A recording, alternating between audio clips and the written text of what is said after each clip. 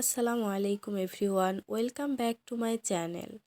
আজকে তৈরি করে দেখাবো টক, একটু ঝাল, একটু মিষ্টি জলপাইয়ের আচার।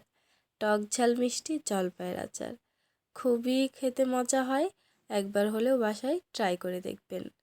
তো জলপাইয়ের আচার করার জন্য আমি প্রথমে হাফ কেজি জলপাই নিয়েছি। জলপাইয়ের মধ্যে আমি আলাদাভাবে কোনো কিছুই মেশাইনি, এমনিতেই নর্মাল পানি দিয়ে এই জলপাইটা আমি সেদ্ধ করে নেব। তো প্রায় আমার সেদ্ধটা কমপ্লিট। এখন তারপরেও একটা চেক করে দেখব। তো দেখুন সুন্দরভাবে সেদ্ধ হয়ে গেছে। তো এ পর্যায়ে আমি একটা মশলা রেডি করে নেব।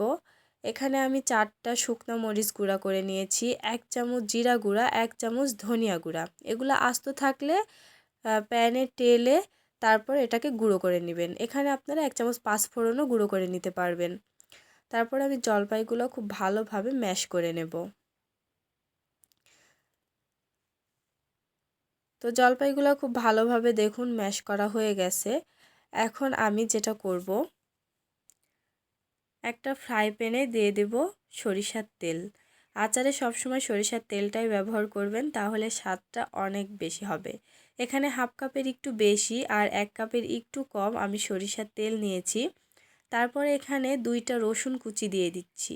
রসুনটা আপনারা এখানে বাটাটাও দিতে পারেন, সেক্ষেত্রে আপনাদের পানি ছাড়া রসুনটা বেটে নিতে হবে। তো রসুনটা দেওয়ার পরে হালকা একটু নেড়ে নিচ্ছি।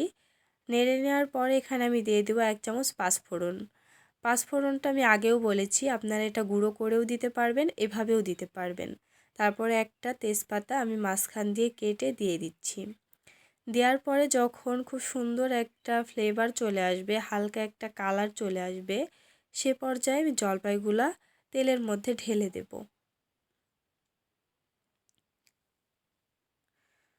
জলপাইগুলো দেওয়ার পরে তেলের সঙ্গে খুব ভালোভাবে আমি জলপাইটা নেড়ে চেড়ে মিশিয়ে নেব। অবশ্যই খুব ভালোভাবে এটাকে মিশিয়ে নিতে হবে।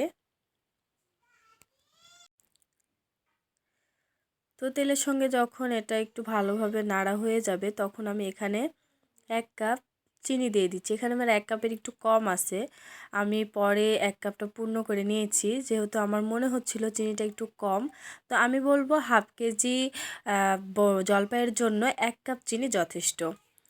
তো চিনিটা দেওয়ার পরে দেখুন অনেকটাই পানি উঠেছে।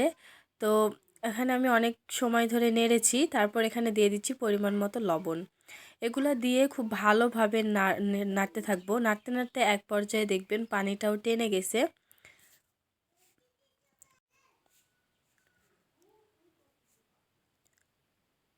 তো যখন এটা খুব সুন্দরভাবে নাড়া হয়ে যাবে, পানিটাও প্রায় টেনে এসেছে, এ পর্যায়ে আমি এখানে দিয়ে দিব যেই মশলাটা আমি গুঁড়ো করে রেখেছিলাম, সেটা সবগুলো মশলা এখানে আমি দিয়ে দিচ্ছি। মশলাটা দেওয়ার পরে দেখবেন খুবই সুন্দর একটা কালার চলে আসবে। তো মশলাটা দেওয়ার পরে খুব সুন্দর করে এটাকে আস্তে আস্তে নাড়তে থাকতে হবে বেশ সময় নিয়ে। নাড়তে নাড়তে এক পর্যায়ে দেখবেন খুব সুন্দর একটা কালার চলে এসেছে এবং পানিটাও শুকিয়ে এসেছে আর তেলটাও ভেসে উঠেছে। তো এই পর্যায়ে বুঝতে হবে আমাদের জলপাইয়ের আচারটা হয়ে গেছে। একটু টেস্ট করে দেখবেন। তারপরে এটাকে আমি চুলা থেকে নামিয়ে নেব। তো আজকের এই রেসিপিটা যদি আপনাদের ভালো লাগে, প্লিজ আমাকে কমেন্ট বক্স করে জানাবেন।